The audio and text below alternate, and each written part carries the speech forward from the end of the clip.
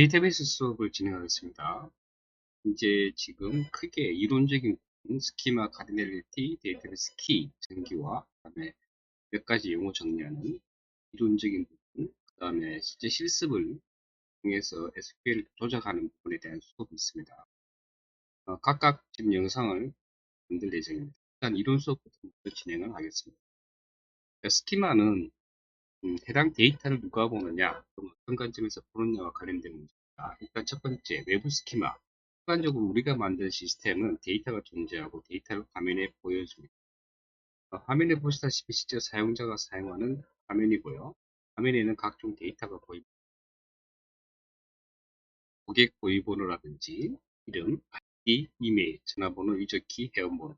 실제로 데이터베이스에 존재하는 데이터죠. 이러한 데이터를 실행되는 화면에서 보는 겁니다. 당연히 외부 스키마는 프로그램 사용자용으로 제작하는 것이고요. 고객이 보는 개발된 프로그램 화면입니다. 화면에서 보는 데이터. 실제 저장된 것과는 좀 차이가 있겠죠. 그리고 고객은 실제로 이러한 데이터들이 데이터베이스라고 하는 어떤 서버에 구체적으로 어떻게 저장됐는지는 관심이 없습니다. 두 번째 개념 스키마인데요. 여기 저희가 이런 화면을 만들기 전에 화면의 사용자, 고객은 화면을 실제로 사용하는 사용자도 있지만 화면을 관리하는 운영자라든지 또는 상위 직급에 있는 사람들 있겠죠. 그분들하고 협의를 합니다. 그렇죠? 목적은 개발자와 현업 담당자 간의 업무 협의입니다. 화면을 개발하기 위해서 업무 분석 설계 단계에서 이런 작업들을 하게 되고 이 시점에서도 고객은 역시 아무리 실질적으로 데이터가 저장되는 물리공간, 즉 데이터베이스 서버 내 데이터가 저장되는 방식에 대한 고려는 필요 없겠죠. 여기서 드러나는 개념은 중요한 개념이 엔티티, 고객 엔티티, 티켓 엔티티라고 부르는 엔티티 또는 우리가 개체라고 얘기합니다. 데이터 개체. 개체는 내부에 그 해당되는 개체를 표현하는 고유한 속성들이 존재하는데요.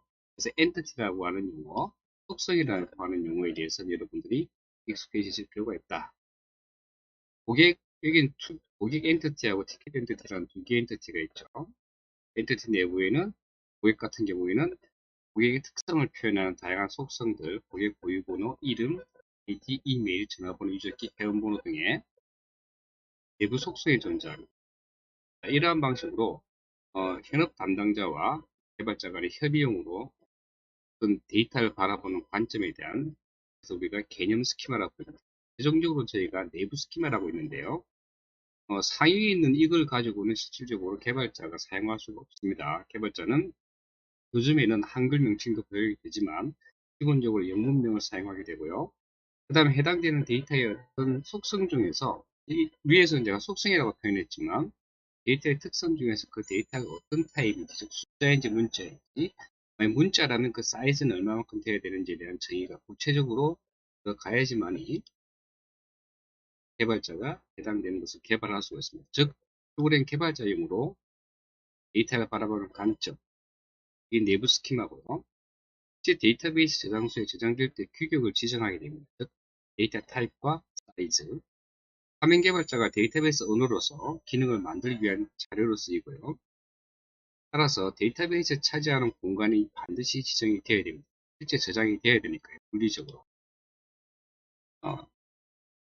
데이터베이스의 어떤 스키마와 관련된 부분을 확인해 봤습니다.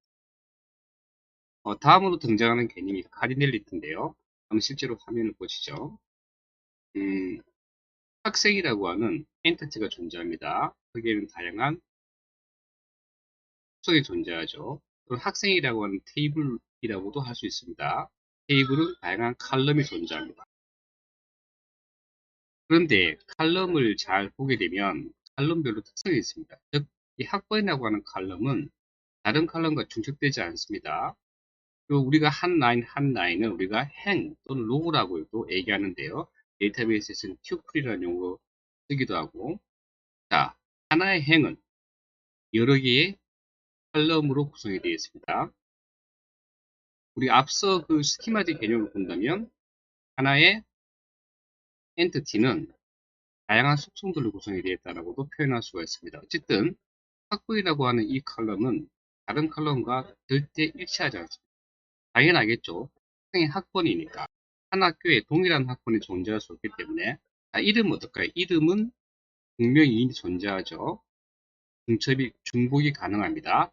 성별은요. 마찬가지로 남 또는 연대 각각을 유일한 행의 유일한 값으로 가져갈 수 있겠지만은 다른 행과 구별되는 칼럼은 아니죠. 주소 같은 경우에는 뭐 서로 다른 학번의 학생이 서로 다른 이름을 가진 학생이 서로 다른 같은 성별을 가진 학생이 같은 곳에서 할 수는 있겠죠. 그럼 주소는 일치할 수 있지만 많은 경우에 남녀 성별이라든지 성별하고 비교했을 때는 중복도가 상대적으로 낮죠. 연락처. 연락처 같은 경우도 중복도가 상당히 낮는데 일반적으로 학생별로만 스마트폰을 가정하게 되면 다른 번호를 가지고 있기 때문에 주소 관련과 다르게 얘는 유일무이합니다. 그죠? 이메일은요. 마찬가지로 유일무이하죠. 학과는 어떨까요? 학과는 충분히 중복이 가능하죠. 졸업 여부는요. 마찬가지로 중복이 가능합니다. 그러면 칼럼별을 잘 보게 되면 학번과 연락처와 이메일은 유일무이한 칼럼이고요. 다른 칼럼들은 중복이 가능한데 제가 지금 녹색과 파란색으로 구분해 놓은 이유는 뭐냐면 중복이 되는데 중복 정도입니다. 아무래도 주소는 중복될 가능성이 낮겠죠. 제가 이름 같은 경우에도 주소와 비교해서 동명이인을 뺀다면 중복될 가능성이 낮습니다. 근데 제가 같이 표시해 놨네요. 이름과 주소는 같은 녹색으로 봐주면 좋겠고 성별은 중복도가 굉장히 높습니다. 학과도 중복도가 굉장히 높죠. 이럴 때 칼럼 관점에서의 카디널리티는 뭐냐면 중복도입니다. 중복도. 즉 학번과 연락처와 이메일은 중복도가 가장 낮죠. 이럴 때 저희가 다른 말로 카디널리티가 가장 높다라고 얘기합니다. 그 다음에 여기 보시면 성별과 학과와 그 다음에 졸업 여부는 중복도가 가장 높죠. 굉장히 흔하게 발생할 수 다른 행과 비교했을 때 얘는 중복도가 굉장히 높습니다. 반대로 말하면 카디널리티가 굉장히 낮다라고 얘기합니다. 그 다음에 여기 보시는 주소는 중복이 될 수는 있어요. 그죠? 근데 중복도가 상대적으로 상당히 낮다. 하지만 유일무이하지는 않을 수 있다. 그래서 보시게 되면 카디널리티는 이렇게 칼럼의 대수관계인데요. 유일무이한 칼럼은 다른 행에 비교했을 때 절대 다른 행에는 동일한 게 나타나지 않을 가능성이 카디널리티가 가장 높고요. 그 다음에 주소 같은 경우 중복도가 낮지만은 중복될 수는 있다. 그 다음에 중복도가 아주 흔한 것, 성별이라든지 학과의 졸업 같은 경우는 카디널리티가 가장 낮다라고 얘기합니다. 즉 중복도가 가장 높다라는 말과 동일합니다. 제가 여기에 써놨지만 중복도와 카디널리티는 반비례 관계다. 그런데 또 다른 관점에서의 카디널리티를 표현합니다. 이게 뭐냐면요. 자, 테이블관입니다. 테이블관. 또는 엔티티관이라고 할 수 있게끔 개체관이라고 할 수도 있습니다. 보시게 되면 지금 테이블관의 대수관계인데요. 이게 보시게 되면 여기 뭐 학생의 성적이고 학생입니다. 잘 보십시오. 학생 한 명은 여러 과목을 들을 수 있죠. 이해가십니까? 그래서 학번이 동일한 것들이 여러 개 존재할 수 있죠. 위에 이 학번을 기준으로 봤을 때 유일무이한을 기준으로 봅니다. 유일무이한 학생은 여기 위에 학생 엔티티, 학생 개체, 학생 테이블에서는 오로지 한 행에만 존재하지만 학생 성적은 동일한 학생이 여러 과목을 들을 수 있기 때문에 여기서 나오는 학번은 한 번 이상이 나오겠죠. 이럴 때 이 둘 사이의 관계를 우리가 뭐라고 하냐면요. 학생 하나에 학생 여러 개. 1대 n이라고 보통 저희가 얘기하는데요. 바로 이 1대 n, 그 테이블 간의 대수관계. 저희가 카디널리티라는 말로도 표현합니다. 카디널리티에 대해서 설명을 마치겠습니다. 데이터베이스 키인데요. 사실 이 순서대로 나와 있지만 제가 보통 실무에서 저희가 테이블을 설계하고 설계한 테이블에서 키를 부여를 할 때 이 순서대로 부여를 합니다. 일단은 제가 다시 돌아와서 설명을 드리고 하나하나 한번 키에 대해서 설명을 드리겠습니다. 자, 데이터베이스 테이블에서 가장 중요한 게 뭐냐면요. 해당되는 데이터베이스 칼럼 중에서 속성 중에서요. 주요 키와 외래 키, 프라이머리 키와 포린 키를 찾는 게 가장 중요하고 이게 답니다. 이걸 찾아내는 게 상당히 중요하죠. 자, 그렇다면 어떻게 주요 키와 외래 키를 찾는지 그 과정을 데이터베이스 키를 통해서 한번 찾아가 보겠습니다. 자, 현재 지금 상단에 나와 있는 이 디자인은요, 영화 티켓 온라인 예매 시스템을 통해서 발급한 표입니다. 표. 자, 그럼 첫 번째 해야 될 일은 뭔가? 자, 이 표를 보시면 데이트 날짜가 보이죠? 시간이 보이네요. 그 다음에 좌석이 있죠. 그 다음에 티켓 번호가 있겠네요. 그죠? 그 다음에 영화 제목도 있고 이렇게 나와 있는데, 자, 고객이 제공하는 표 디자인은 저희가 완성을 하죠. 그럼 고객이 요청을 해서 그럼 고객이 기존에 쓰던 표를 가져와서 제공할 수도 있습니다. 해당되는 업무 담당자와 시스템 분석 설계 담당자가 모여서 어떻게 하냐면요, 그 표 정보가 필요하잖아요. 표 정보가 데이터베이스에 저장이 돼야 되겠죠. 그 항목에 대해서 협의를 하는데 1차적으로 눈에 띄는 건 영화 티켓 번호, 이게 NO라고 시작되는 거 있죠. 8890-2472-6480 영화 티켓 번호. 얘는 아마 티켓별로 고유할 겁니다. 그 다음에 영화명이 있죠. 너의 지구를 지켜줄게 3D. 학년간은 여기서는 지금 이제 안 나와 있죠. 근데 저희는 요즘은 복합관이기 때문에 여러 관이 존재하죠. 근데 이 표에서는 드러나지는 않습니다. 제가 찾아낸 표에서는 드러나지 않고요. 그 다음에 예약일자. 예약일자도 표에서는 안 드러나죠. 표에서 드러난 이 데이터는 상영 날짜입니다. 이런 식으로 실제로 우리 고객이 보는 데이터와 실제 시스템을 만들기 위한 데이터, 시스템이 동작하기 위한 데이터는 이렇게 차이가 있습니다. 어쨌든 협의를 통해서 이렇게 영화 티켓 관리를 하는 영화표 엔티티, 영화표 개체, 영화표 테이블을 저희가 데이터를 뽑아 본 겁니다. 자, 그렇다면 시스템 분석 설계 담당자는 업무 담당자가 이렇게 제공해주는 어떤 기준, 데이터를 가지고 이제 정보를 분석을 합니다. 분석을 하게 되면 영화 명칭은 여러 개 존재했습니다. 왜? 하나의 영화 티켓 번호, 여기서는 지금 제가 MV라고 별도로 티켓 번호를 만들었죠. 여기는 NO8890이라고 되어 있지만 조금 더 단순화시켜서 표현했습니다. 자, 영화 티켓 번호는 절대로 두 번 나올 수가 없습니다. 이 말 이해하시겠습니까? 하지만 티켓 번호당 이 영화 명칭이 하나만 있으면 어떻게 됩니까? 한 사람밖에 볼 수 없죠. 그러니까 영화 명칭은 중복이 될 수 있습니다. 학년간은요, 중복이 될 수 있죠. 동일한 예약일자에 중복할 수 있죠. 중복이 될 수 있습니다. 자, 상영 날짜는 어떻습니까? 중복이 가능하죠. 티켓 번호별. 만약 이게 상영 날짜가 하나인데 티켓 번호가 하나라는 얘기는 한 명만 어떤 그 날짜에 영화를 볼 수 있다는 의미이기 때문에 이것은 상식적으로 말이 안 되죠. 예약 좌석 역시 중복이 가능합니다. 하지만 이 예약 좌석은 상영관에 따른 좌석이기 때문에 같은 상영관에서 또는 같은 날짜에 같은 예약 좌석이 존재할 수 없다는 것만 차이가 있고, 어쨌든 나머지 칼럼들, 나머지 속성들은 어떻습니까? 중복이 가능하죠. 하지만 영화 티켓 번호 같은 경우에는 오로지 특정 라인에서 존재하는 영화 티켓 번호가 다른 곳에 중복되게 나타날 수 없습니다. 이럴 때 저희가 얘가 유일하다, 유니크하다라고 얘기하고요. 유일성의 원칙을 지켰다라고 할 수 있습니다. 이럴 때 저희가 이 유일성의 원칙을 지킨 이 칼럼을 저희가 슈퍼키라고 부릅니다. 처음에 저희가 이제 데이터베이스 테이블을 만들 때 이런 작업들을 하게 되는데 첫 번째 이런 칼럼을 먼저 찾습니다. 이해하시겠습니까? 그래서 첫 번째 이 작업을 통해서 저희가 슈퍼키를 찾았습니다. 보시죠? 슈퍼키의 가장 중요한 조건이 뭡니까? 유일해야 됩니다. 여러 행이 존재할 때 다른 행에서는 중복되게 나타날 수 없는 칼럼이 뭔지를 찾는 것이고 이게 바로 슈퍼키가 됩니다. 자, 그런데 하나 이상한 게 있죠. 영화 티켓을 예매했는데 이 티켓이 발행이 됐어요. 그러면 누군가가 상영 날짜에 와서 이 티켓을 발급을 받을 텐데 누구한테 줘야 되죠? 뭔가 이상하죠. 영화를 예매한 예약자의 정보가 존재하지 않아요. 고객과 얘기하는 동안에 표 디자인에서도 존재하지 않았어요. 하지만 해당되는 데이터는 반드시 티켓 예매 정보에 존재해야 됩니다. 그래서 저희가 나중에 예약자 관련 추가 칼럼을 만들 겁니다. 그렇다는 얘기는 예약자 엔티티, 예약자 개체, 예약자 테이블이 필요하다라고 하는 걸 이 시점에 알 수 있습니다. 일단은 영화 티켓 예매 정보 상에서는 슈퍼키가 영화 티켓 번호 하나가 존재합니다.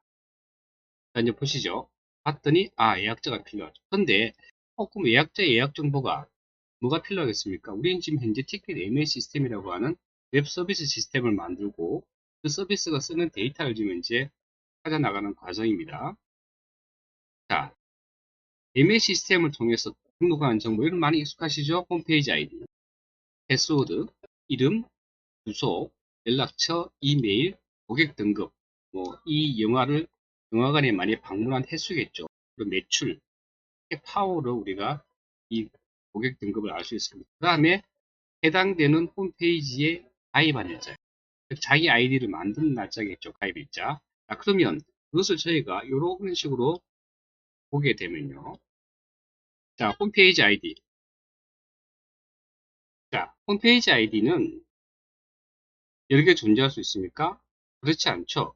이 전체 하나의 슈플이 한 고객의 정보를 나타내는데, 홈페이지 아이디는 다른 즉 다른 사용자 정보에는 절대 중복되게 등장할 수 없죠. 여러분들이 많은 그 홈페이지에 아마 그 회원을 가입해 보셨으면 아시겠지만 반드시 중복을 체크하는 이유가 그 이유입니다. 자, 패스워드는 어떨까요? 패스워드. 패스워드는 일반적으로 중복 체크도 하지 않죠. 중복될 수 있습니다. 근데 중복될 확률이 상대적으로 낮다고 볼 수 있겠죠. 이름은요, 분명히 존재할 수 있습니다. 주소는요, 중복될 수 있죠.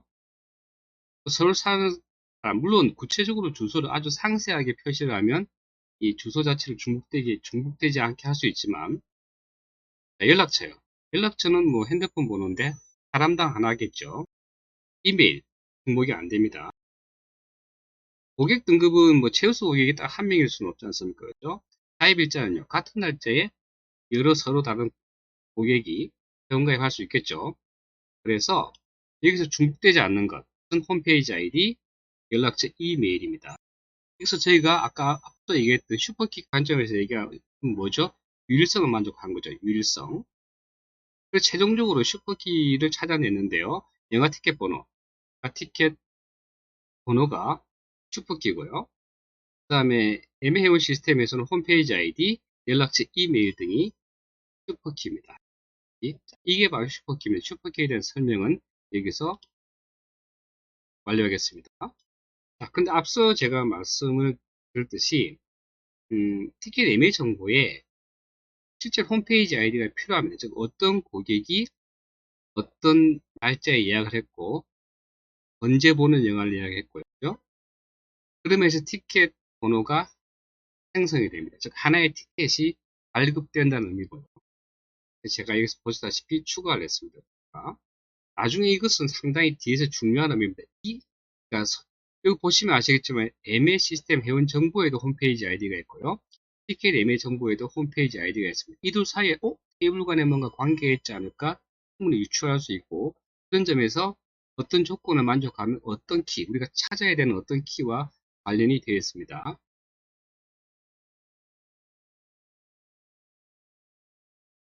자, 이제는 후보키를 볼게요. 후보키. 자, 우리가 지금 하는 작업은 뭐냐면요. 주요 키와 외래 키를 찾는 겁니다. 자, 후보키에 대한 설명이죠. 후보키는 유일성. 후보키는 뭐여야 한다는 얘기입니까? 슈퍼키여야 한다는 겁니다. 자, 그 다음에 뭐를 만족해야 되냐면요. 해소성을 만족해요. 해소성. 왜냐하면 저희가 지금 복합키에 대한 설명을 드리지 않았지만, 앞서 저희가 봤던 것 중에 바로 이 학생 성적 테이블에서는 기본 키가 뭐냐면요. 학번하고 과목입니다. 즉 학번별, 과목별 성적이라고 우리가 얘기를 하게 되는데, 이런 식으로 기본 키를 만들 때 하나 이상의 칼럼을 사용합니다. 이걸 우리 복합키라고 하는데요.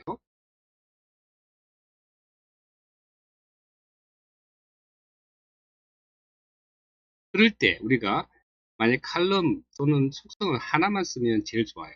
이게 최소성을 만족한 거고요. 자, 최소한의 키를 가지고 우리가 주요 키를 만들게 되는데, 그때 그 최소한의 속성, 이 집합을 저희가 최소성이라고 얘기합니다. 근데 앞서 얘기했듯이 티켓 예매 정보에서는 슈퍼키가 하나밖에 없어요. 영화 티켓 번호. 그리고 얘는 하나의 칼럼으로 만들어졌습니다. 그래서 후보키가 됩니다. 자, MA 시스템 어떨까요? MA 시스템은 보시다시피 후보키가 될 수 있는 게 홈페이지 아이디, 연락처, 이메일입니다. 이 각각이 슈퍼키에 후보면서 후보키입니다. 자, 그렇다면 이렇게 이제 후보키까지 왔다면 비로소 저희가 기본키를 선택하게 됩니다.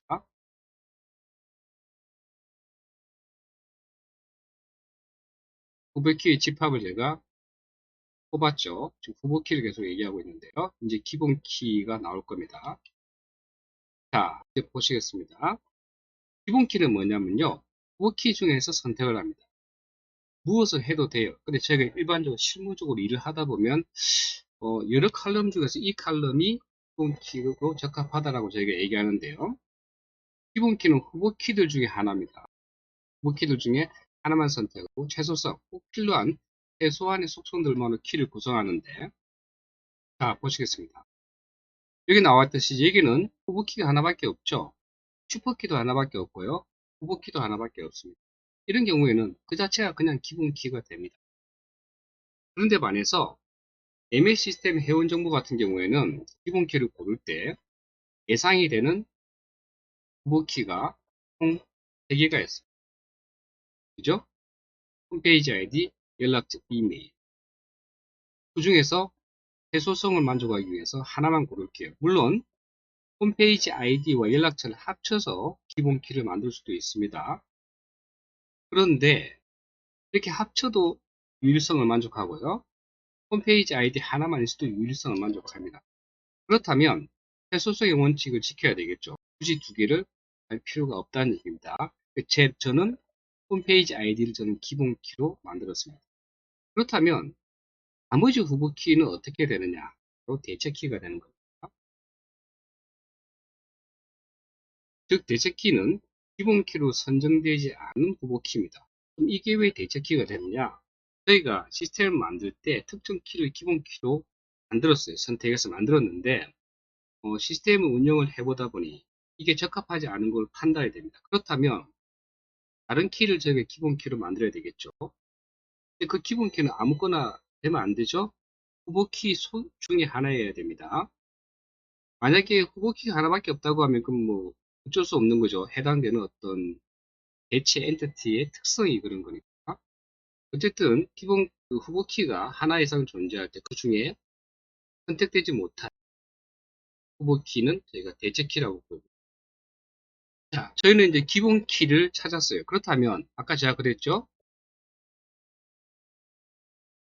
데이터베이스 테이블을 만드는데 반드시 필요한 키는 뭐냐면 주요 키와 외래 키를 찾는 겁니다. 저는 지금 주요 키를 찾았습니다. 그런데 이제 저희가 찾아야 될 게 외래 키인데요.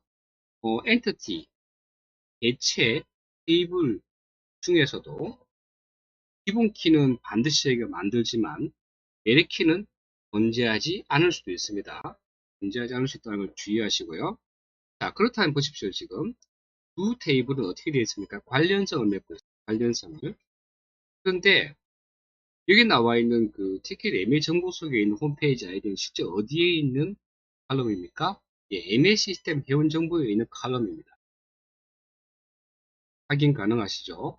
여기서 이 홈페이지 아이디를 저희가 티켓 MA 정보에서 티켓 MA 번호, 티켓 번호는 저희가 기본 키라고 이미 앞서 선정을 했죠. 홈페이지 아이디는 일단 기본 키는 아니죠. 그러니까 한 사람의 어떤 사람이 여러 번 티켓 번호를 발급할 수 있기 때문에 얘는 당연히 유일성을 만족하지도 못합니다. 하지만 이 칼럼이 필요하고 해당되는 칼럼이 왜 외래키냐면요. 실제 이 칼럼의 정보를 담고 있는 주된 테이블은 어디냐면 바로 MA 시스템 회원 정보입니다. 얘가 이 테이블 엔티티 개체에서 뭡니까? 기본 키죠. 바로 이겁니다. 즉 다른 테이블에 있는 특정 칼럼이 또 다른 테이블에 있는 곳에서 기본 키. 그럴 때 저희가 해당되는 칼럼을 가지고 있는 테이블은 DMA 시스템 회원 정보에 외래키를 가지고 있다고 얘기를 하는 겁니다. 외래키. 이해하시겠습니까? 만약에 다른 테이블에서 얘가 기본 키가 아니라면 그러면 외래키가 아닙니다. 자, 외래키의 목적은 뭐냐면요. 어떤 회원이 애매를 했어요. 그래서 그 회원이 애매했다라고 하는 것을 티켓 애매 정보로서 칼럼으로서 존재하는 홈페이지 아이디입니다. 그런데 만약에 여기에 있는 유저 001이라고 하는 홈페이지 아이디가 MA 시스템 회원 정보에 없다면 이런 상황이 존재할 수 있을까요? 상상하기 어렵죠. 당연히 회원가입을 했으니까 시스템에 로그인을 했을 것이고 그렇기 때문에 티켓 예매를 할 수 있었다라고 생각한다면 절대로 없는 게 존재하지는 않죠. 그럴 리 없다라고 생각을 하시는데 실제 시스템 환경에서는 존재할 수 있습니다. 왜 그러냐면요. 저희가 보통은 이미 씌웠던 사용자를 만들었다 지우거나 테스트를 할 때 만들고 테스트가 끝나면 지우기도 하고요.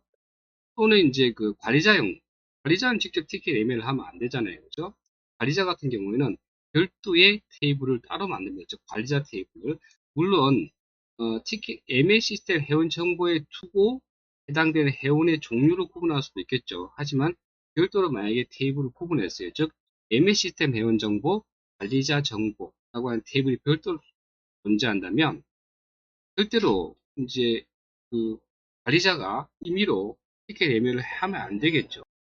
그럴 때는 참조를 할 때 예매 시스템 회원 정보에서 참조하기 때문에 여기에는 분명히 존재하지 않는 사용자일 거예요. 해당되는 사용자는 로그인은 됩니다. 그렇죠? 근데 그 관리자는 티켓 예매를 하면 안 되지 않습니까?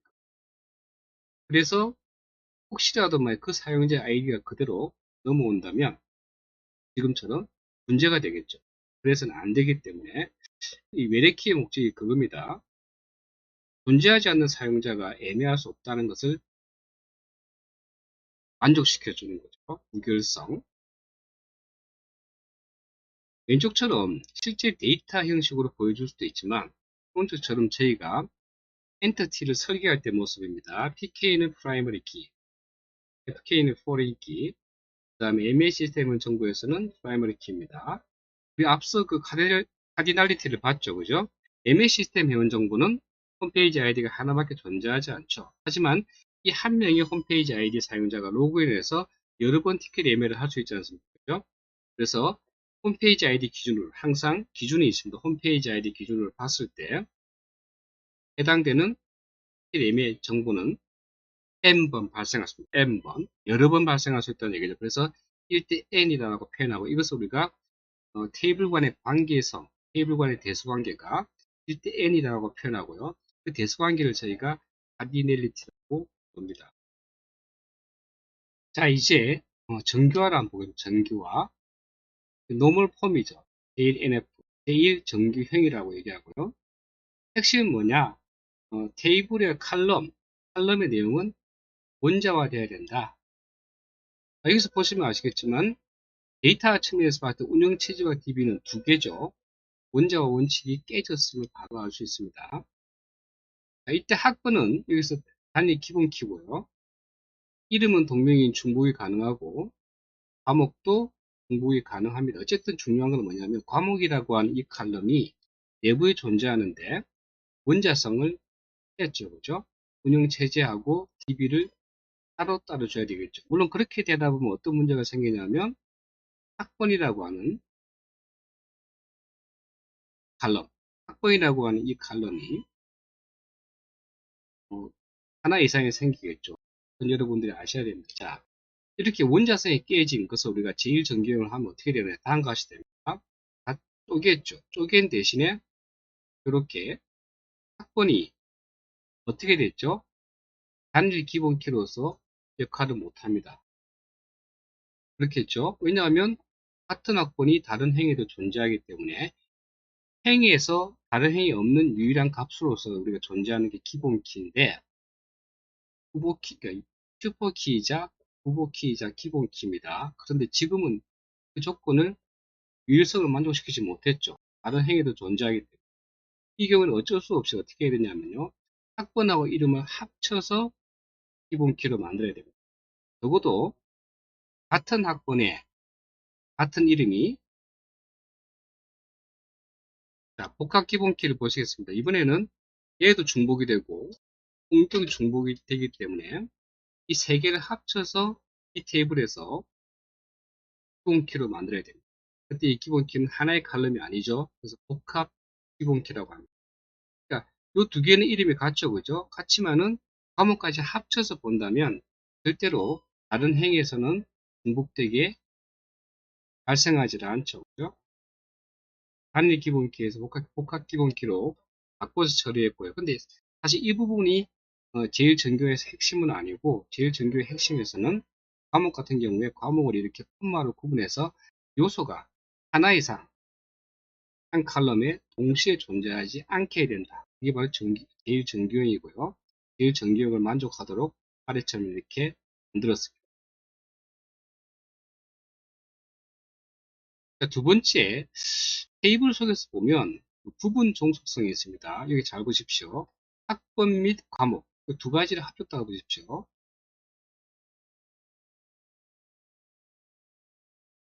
이게 두 번 발생할 수는 없겠죠. 여러분 딱 보셔도 아시겠지만 그래서 학번과 과목을 합쳐서 학생 성적 정보의 기본키로 만들었습니다. 당연히 복합 기본키고요. 근데 이 테이블에서 문제는 뭐냐면요. 보통은 학번, 과목별 성적 나오죠. 그죠? 근데 학번, 과목별 지도교수란 말은 되겠습니까? 됩니다. 그죠? 되는데 사실은 학생의 정보가 필요할까요? 지도교수 알아내는데 여기 지금 딱 보시면 아시겠지만 지도교수당 과목이 하나씩 붙어 있죠. 즉 과목과 지도교수 간의 관계, 대수의 관계는 1대1입니다. 그렇다면 여기서 말하는 기본키, 즉 복합 기본키인 학번, 과목 두 개 중에 과목만 알아도 지도교수를 알 수가 있죠. 이 두 개를 잘 보십시오. 지금 성적을 알려면 학번하고 과목이 반드시 필요합니다. 둘 다. 기본키에 100% 의존한다는 걸 여러분들이 알 수가 있습니다. 학번별, 과목별 성적이죠. 그러니까 성적, 즉, 여기 기본키와 성적 간의 관계에서는 아무 문제가 없습니다. 그런데 지도교수 정보는요. 지도교수 정보는 보시면 아시겠지만 굳이 학번이 없어도 과목 정보만 있어도 지도교수를 알 수가 있습니다. 이럴 때 저희가 완전 함수 종속적이 아니다라고 얘기합니다. 완전 함수 종속적이 아니다. 즉 부분 함수 종속이 발생했다고 얘기하는 거고, 그래서 말하는 부분 함수라고 하는 것은 기본 키 중에 일부와 관련이 있는, 그러니까 기본 키 중에 일부만 알아도 특정 칼럼을 알 수 있을 때, 그래서 저희가 부분 함수 종속이라고 얘기하고요. 근데 여기서 요구하는 것은 뭐죠? 제2전경은 반드시 완전 함수 종속적이어야 된다고 했습니다. 그 조건에 적어도 이 테이블에서는 깨졌다는 거죠. 그러면 어떻게 하라는 얘기죠? 이제 과목과 지도교수가 여기서 보면 학번과 과목은 성적의 100% 완전 종속이죠. 그래서 이렇게 테이블을 하나 빼주고요. 그 다음에 과목과 지도교수를 별도로 빼주라는 얘기. 아래 보시죠. 이게 복합 기본키인 학번과 과목, 즉 이 성적이라고 하는 기본키가 아닌 일반 칼럼 같은 경우는 반드시 이 기본키를 복합 기본키를 반드시 의존하는 거죠. 학번도 알아야 되고 과목도 알아야지만이 성적을 알 수 있다는 겁니다. 자, 그렇다면 부분 종속이 발생했던 과목과 지도교수를 따로 빼주게 됩니다. 100% 과목에 따른 지도교수죠. 둘 사이가 뭘 만족하고 있습니까? 완전 함수 종속적입니다. 그렇게 해서 완전 함수 종속을 위배한 것에 대해서 즉 부분 함수 종속이 발생할 경우에 그것을 해결하는 것이 바로 제2정교화다 라고 보시면 되겠습니다. 자, 제3정규형은 뭐냐면요. 자, 기본키를 제외한 속성들 간의 이행 종속성을 얘기합니다. 제가 설명을 잘 들으십시오. 고객을 알면요. 고객 등급을 알 수 있죠. 맞습니다. 고객을 알면요. 그 고객의 할인율을 알 수 있습니다. 그런데 이것은 고객과 등급, 고객과 할인율이죠. 맞습니까? 기본키에 대해서 이행 종속성이 발생했습니다. 네? 그런데 등급을 알면 할인율을 알 수 있나요? 자, 등급을 알 때 고객 알 때는 알 수 있어요. 같은 등급의 고객이 존재하니까. 그런데 등급을 알면요. 할인율을 알 수 있어요. 고객 아이디를 알면 등급을 알 수 있고 등급을 알면 할인율을 알 수 있다고 하는 형식으로 지금 테이블이 구성이 되어 있고요. 이럴 때 등급을 알면 할인율을 알 수 있다. 이게 바로 이행 종속성이 위배됐다라고 얘기를 하는 겁니다. 왜? 등급은 기본키가 아니기 때문에. 이 경우에 어떻게 하느냐? 아까 앞서 제2전경도 마찬가지지만은 구분 함수 종속이 발생하면 A에서 별도의 테이블을 만들어 두고 있었죠. 마찬가지입니다. 고객과 등급을 하나로, 등급과 할인율을 다시 하나로 해서 두 개의 테이블로 쪼개시면 돼요. 이렇게 되면 고객을 알면 등급을 알 수 있고 등급을 알면 할인율을 알 수 있죠. 테이블 안에서는 여기서 말한 등급은 등급 정보에서는 기본 키이기 때문에 이행 종속성을 위배하지 않고 있죠. 이런 식으로 해서 해결을 하는데 사실 이렇게 위에처럼 합쳐도 문제가 되지는 않습니다. 지금 이거 정교화를 얘기하기 때문에 정교화 관점에서 봤을 때 제3정규행은 이행 종속성이 발생하면 이렇게 해결해야 된다고 제가 설명을 드리고 있다는 걸 여러분들이 이해를 하셔야 됩니다.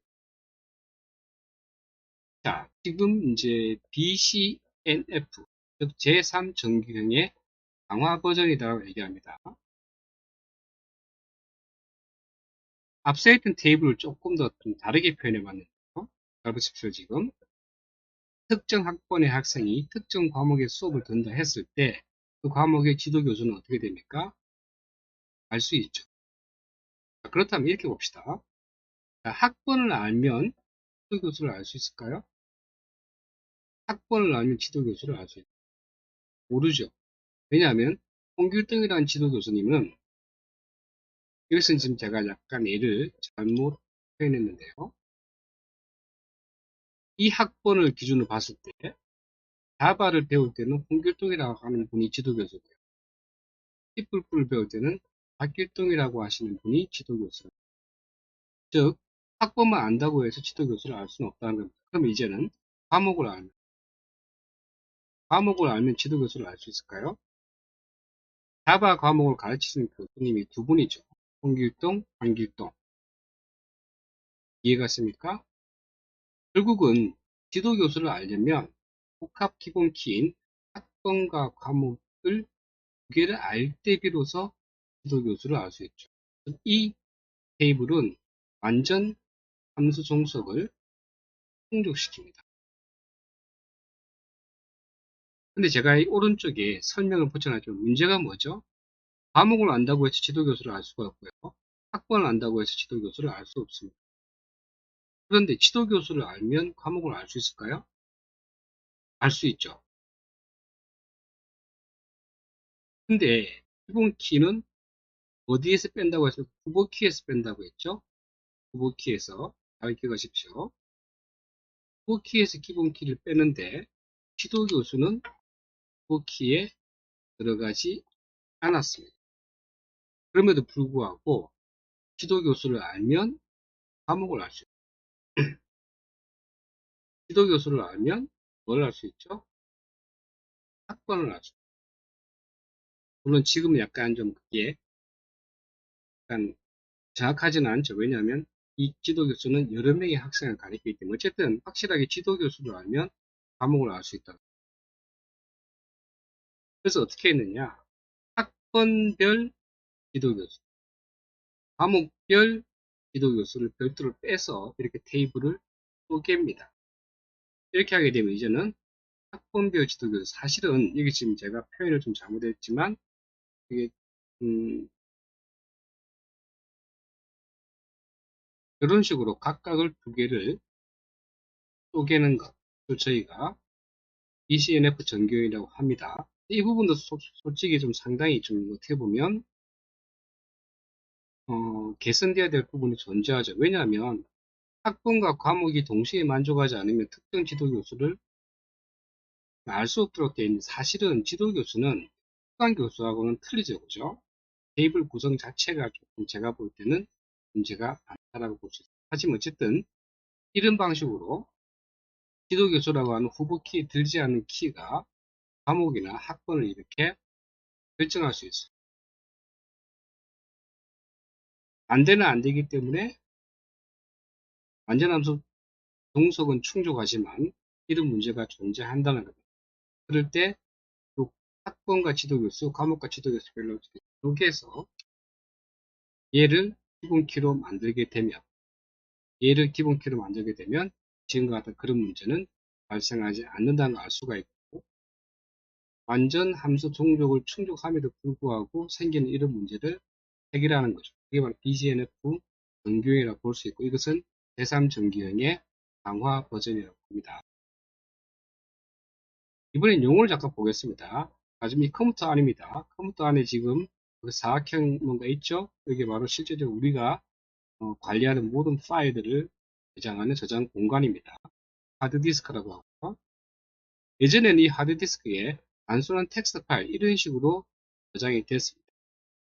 근데 이제 문제는 뭐였냐면 이 시점에 저장은 했어요. 근데 저장을 하는 이유가 뭐죠? 나중에 꺼내서 읽기 위해서죠. 그런데 내가 이렇게 1005번 학번을 가진 석길동을 이름을 내가 알고 싶다. 지금은 얼마 안 되죠? 지금 보시다시피 정보가 4개밖에 없는데, 만약에 졸업생 포함해서 한 4만 명, 5만 명이 있다. 그럼 4만 명, 5만 명인데 내가 찾는 학번이 거기에서 전체 데이터의 중간 또는 후반에 있다면 상당히 그 데이터를 꺼내오는데 시간이 많이 걸리겠죠. 그래서 그 다음에 등장한 게 바로 뭐냐면요. ISAM이라고 합니다. ISAM. Indexed Sequence Access Method라고 하는 이름을 가진 건데요. 이것은 아까 앞서 했던 것처럼 단순하게 텍스트를 저장하는 게 아니라 두 개의 하나의 정보에 대해서 두 개의 파일이 생성이 됩니다. 첫 번째는 인덱스 파일, 두 번째는 데이터 파일인데요. 데이터 파일은 앞서 했던 것과 똑같습니다. 그런데 정보를 뭐를 담느냐? 메모리 상에 이걸 내가 파일 읽었다. 읽은 파일은 메모리에 저장이 된다 그랬죠. 메모리에 이렇게 올라갈 때 해당되는 이 정보가 시작되는 위치 값을 저희가 미리 지정을 이렇게 해놓을 수가 있어요. 첫 번째. 두 번째 인덱스 파일에서 뭐냐면요. 요 해당되는 학번, 우리가 학번을, 만약 우리가 그 학생 정보 탭을 만든다고 하면 이 학번이 바로 기본 키죠. 기본 키에 대해서 기본 키가 시작되는 위치 값을 이런 식으로 저희가 저장할 수 있어요. 그러면 해당되는 놈이 어디에 있든 찾는 파일 자체는 이 파일은 상당히 크겠죠. 왜 그러냐면 지금은 제가 정보를 학번하고 증명만 했지만 실제로는 상당히 많은 정보들이 있습니다. 쭉 이렇게 주소 이런 식으로 정보들이 쫙 저장된단 말이죠. 그런데 그와 별도로 학번만 저장한 별도의 파일을 만들고 걔가 시작되는 위치 바이트를 이렇게 저장을 해 놓게 되면 나는 찾아갈 때 찾는 파일에서 이 데이터 파일이 아니라 학번, 인덱스 파일을 먼저 찾아서 그래서 작게 저장된 데이터 내부에서 학번을 찾고 학번의 시작 주소를 찾고 바로 그 파일의 특정 위치로 점프를 한다는 거예요. 근데 빠르겠죠. 이게 우리가 i3 파일이라고 하는 거고요. IBM에서 만든 겁니다. 자, 그럼 테이블은 뭐냐? 아까 앞서 했던 우리 i3 파일 있죠. 초기에는 i3 파일이 거의 그 테이블화 된 겁니다. 그래서 저희가 나중에 데이터베이스를 만들 때 일반 테이블이 있고 데이터베이스 객체에서 테이블이 있고 인덱스가 있어요. 인덱스 객체, 테이블 객체라고 하는데요. 동작하는 원리는 그거하고 거의 유사한데요. 아무래도 발전이 됐습니다. 마지막으로 저희가 볼 거는 뭐냐면요. 자, 이게 만약 하나의 테이블이라 했을 때 아까 제가 그랬죠. 자, 데이터베이스가 생긴 건 언제냐면요. 오라클이 생기고 데이터베이스 이론, 데이터베이스 전문가가 생긴 게 아닙니다. 오라클이 먼저 생겼어요. 오라클에서 얘기하는 테이블이 있고요. 이 테이블은 뭘 못하겠다고요? 이게 i3이라고 하는 IBM에서 만든 특정 파일의 특정 위치 정보를 빨리 찾아가도록 만든 파일입니다. 그 이전에는 그 일반 텍스트로 저장을 했겠죠. 그랬을 때 어떻게 되느냐? 이 한 라인, 하나의 라인을 일반 파일에서는 레코드라고, 레코드. i3 파일에서도 레코드라고 표현합니다. 오라클에서는 이 한 라인을 행이라고, 로우라고 표현하고요. 데이터베이스 이론에서는 얘를 뭐라고 하냐? 튜플이라고. 같은 용어로 쓰면 안 되냐고 얘기를 하시는데, 같은 용어로 써도 됩니다. 하지만 이제 아무래도 새로운 이론이 등장하면 그 이론에 맞는 새로운 용어가 등장합니다. 자, 이번에는 요 새로, 학번, 성명, 전공 중에서 성명. 오늘 뭐 일반 파일에서는 필드라고 하고, i3에서도 필드라고 얘기하고, 오라클에서는 얘를 컬럼이라고 표현합니다. 데이터베이스 이론에서는 얘를 뭐라고 한다고요? 속성이라고. 속성. 이상으로 전체적으로 저희가 충분히 여러분들 이해하고 알아야 돼요. 데이터베이스 이론과 관련돼서 필요한 부분만 제가 따로 출연해서 이렇게 강의를 만들었습니다. 수고하셨습니다.